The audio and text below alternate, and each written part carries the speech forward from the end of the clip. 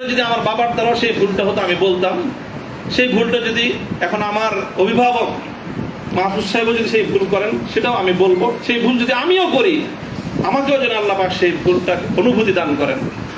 সেটা হলো যখন এদেশে মূর্তির বিষয় নিয়ে বিতর্ক তৈরি হলো, ভাস্কর্য নামে জাতীয় পর্যায়ে মূর্তি তৈরি হবে কি হবে না এই বিষয়ে যখন বিতর্ক, তখন আপনারা সেই বিতর্কের মঞ্চে ডিজিটাল ছবি তোলাটা কতটা বড় অপরাধ, কতটা বড় অন্যায়, কত বড় গুনাহ সেই মাসলা নিয়ে আসলেন। দুঃখটা এই জায়গায় আপনারা সেই মাসলা উত্থাপন করে তখন এই মূর্তি এবং ভাস্কর্যকে প্রকারান্তরে বৈধতা দেওয়ার চেষ্টা করেছেন। আপনারা বোঝানোর চেষ্টা করেছেন যে আজকের একটা ছাত্র ফেসবুকে তার ছবি আপলোড করা যতটুকু বড় অপরাধ, বাংলাদেশের স্বাধীনতার স্থপতি মরহুম বঙ্গবন্ধু শেখ মুজিবুর রহমান সাহেবের ৬০ ফুট লম্বা ভাস্কর্য নামক মূর্তি স্থাপন করা সমান অপরাধ। এটা বোঝানোর চেষ্টা করেছেন আপনারা। ব্যাপারটা কি এক? এটাই হলো দুঃখ যে এই কাজটা সামনে করেন না আপনারা। আপনারা যদি ভাস্কর্যের বিরোধিতা করতে ভয় পান তাহলে আমি আপনাকে দোষারোপ করব না, তবে ভাস্কর্য নামক এই সকল শিরকি সংস্কৃতির বিরুদ্ধে যারা কথা বলবে তাদের প্রতিপক্ষ হয়ে মাঠে গিয়ে এই ধরনের বিতর্কিত মাসলা উত্থাপন করে জালিমের এবং যারা মূর্তি পূজারীদের দোসর তাদের অবস্থানকে সংহত করবেন। আমি জানি না যদি বুঝে করে থাকেন, গফরাল্লাহু লাকুম, আল্লাহ আপনাদেরকে মাফ করুক। আপনি যদি বুঝে শুনে করে থাকেন, আখাফু আলাইকুমুশ শিরক,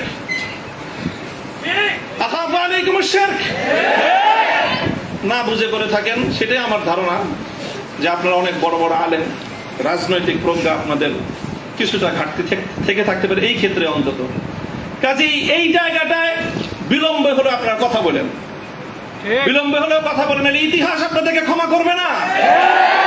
মনে রাখেন না যে আমরা হেফাজতে ইসলামের কিছু নওজওয়ান আলেম এবার যেটা করছে, সরকার একটা ভালো বুদ্ধির কাজ করছে। আগের বার থেকে, আগের অতীত থেকে তারা শিক্ষা নিছে। তো শাইখুল হাদিসের মতো, মুফতি আমিনী সাহেবদের মতো বৃদ্ধ মানুষদেরকে মানে তারা আটকায় জাতির কাছে তারা একটা বিশেষ মানে বড় ধরনের একটা মানে আসামির কাঠ করে দাঁড়ায় গেছিল। এবার তারা আমাদের মুরব্বীদেরকে কারো গায়ে স্পর্শ করে নাই, শুরুই করছে মামুনুল হক থেকে যে এদের হাত পাও গুলি সব বাইরে দাও, তাইলে এই বুড়া মাথা যেগুলো আছে সেগুলো আর কি করবে, এই পলিসি নিছেন। তো কাজেই যেটা করেছেন সেটা হলো, আবারও বলছি যে এই ধরনের যখন তাওহীদ এবং শিরকের লড়াই হয়ে দাঁড়াবে, ওয়াল্লাহ ভাস্কর্য বিরোধী আন্দোলন এটা তাওহীদ এবং শিরকের আন্দোলন, সব শিরকের সংঘাত ছিল। ভাস্কর্যের পক্ষে যারা ছিলেন তারা শিরকের পক্ষে ছিলেন, ভাস্কর্যের বিপক্ষে যারা ছিলেন তারা তাওহীদের ঝান্ডা সমন্বিত করেছেন।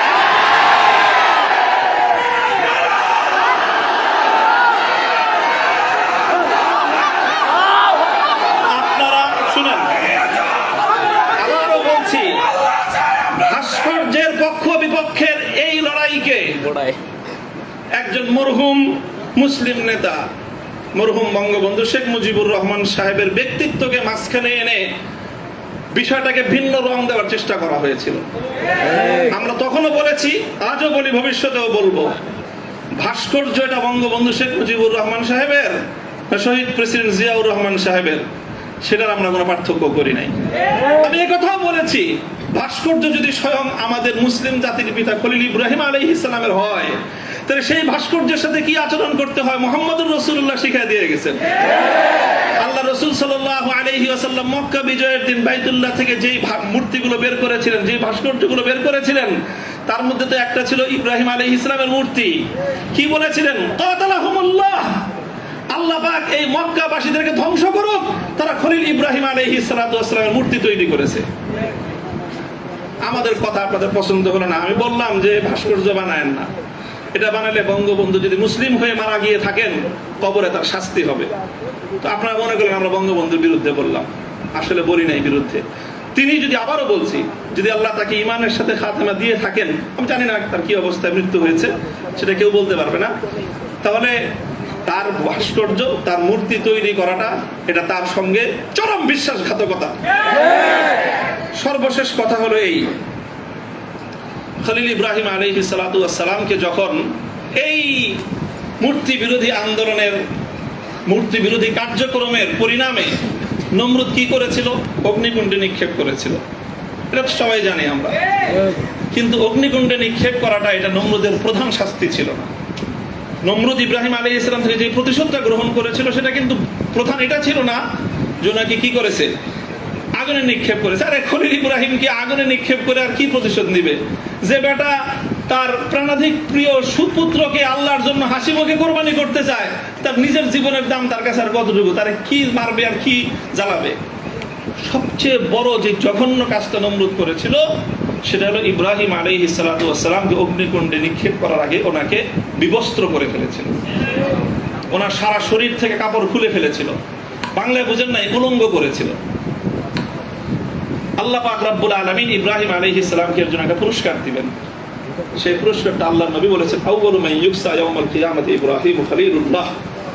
ও ইব্রাহিম, মূর্তির বিরুদ্ধাচরণ করার কারণে মূর্তি পূজারীরা তোমার শরীর থেকে সম্মানের আবরুর কাপড় খুলে নিয়েছে।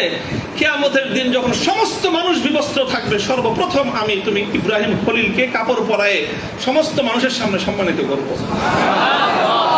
আমার কেন